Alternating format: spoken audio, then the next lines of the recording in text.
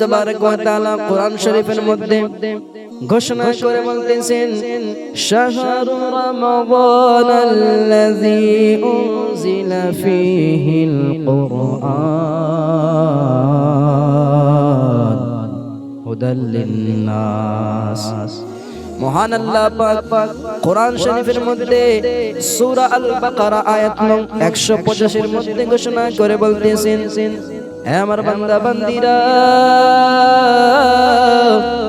শোনো শোনো, শাহরু রমাদানাল্লাযী উনজিলা ফীহিল কুরআন, এই মাসটা হলো রমজান মাস, যেই মাসে আমি আল্লাহ কোরআন শরীফ অবতীর্ণ করেছি হুদাল লিন্নাস। কেন কেন? কারণ হলো যে কোরআন থেকে মানুষ হেদায়েত পাবে। কোরআন হলো হেদায়েতের রাস্তা। তো বাবাজিরা আমার, এই পবিত্র রমজান মাসে কোরআন শরীফ অবতীর্ণ করা হয়েছে। যে কোরআনকে আমরা পেয়েছি, আমরা বড় ভাগ্যবান হয়েছি। কোরআনকে পাইয়া আমরা জানতে পারলাম আল্লাহ তাবারক ওয়া তাআলার হুকুম কি কি। কোরআনকে পাইয়া আমরা নবী সাল্লাল্লাহু আলাইহি ওয়াসাল্লামের হাদিসকেও জানতে পারলাম। হে বাবাজিরা আমার, নবী পাক সাল্লাল্লাহু তাআলা আলাইহি ওয়াসাল্লাম আমাদের সকলের জন্য কোরআন শরীফকে আমাদের কাছে বয়ান করলেন। বাবাজিরা আমার, তাই এই পবিত্র রমজান মাসে আমাদের সকলের জন্য উচিত হবে যেন আমরা কোরআনকে বেশি বেশি করে ভালোবাসি।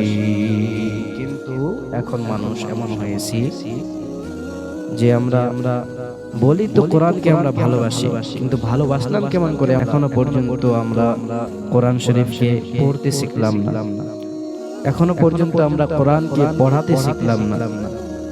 আল্লাহু আকবার কবীরা।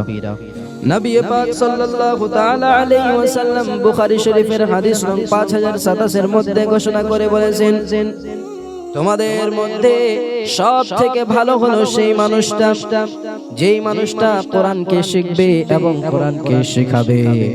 নবী আমাদেরকে বোঝানোর জন্য বলতেছেন, ও আমার উম্মত উম্মতিরা, তোমরা যদি সব থেকে ভালো ব্যক্তিদের মধ্যে হতে চাও, তবে আগে তোমরা কোরআন শিক্ষা দাও, অথবা তোমরা কোরআন শিখো। যদি কোরআন শিখে নেবা, তবে তোমরা মানুষের মধ্যে সব থেকে ভালো মানুষ হয়ে যাবা।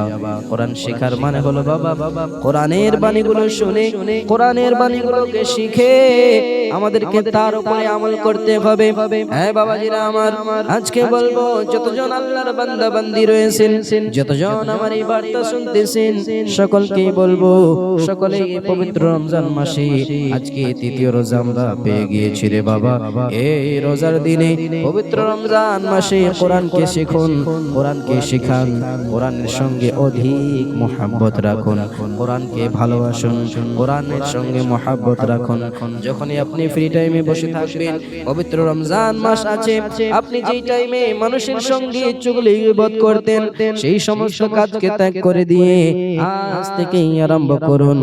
আর এই পুরো মাসে শুধু নয়, বরং পুরো জীবনটাতেই কোরআন তেলাওয়াত করতেই থাকবেন। তাই বলবো রে বাবা, এই পবিত্র রমজান মাস এবার পেয়েছি, জানি না আগামীবার জীবিত থাকবো কিনা। আমাদের নিকটে এখনো পর্যন্ত 26টা কিংবা 27টা রোজা রয়েছে। এই সমস্ত রোজার সম্মান করে সমস্ত রোজাগুলি আমাদেরকে রাখতে হবে। আর এই রোজার দিনগুলোতে আমাদেরকে ইবাদত করে আল্লাহকে রাজি করতে হবে।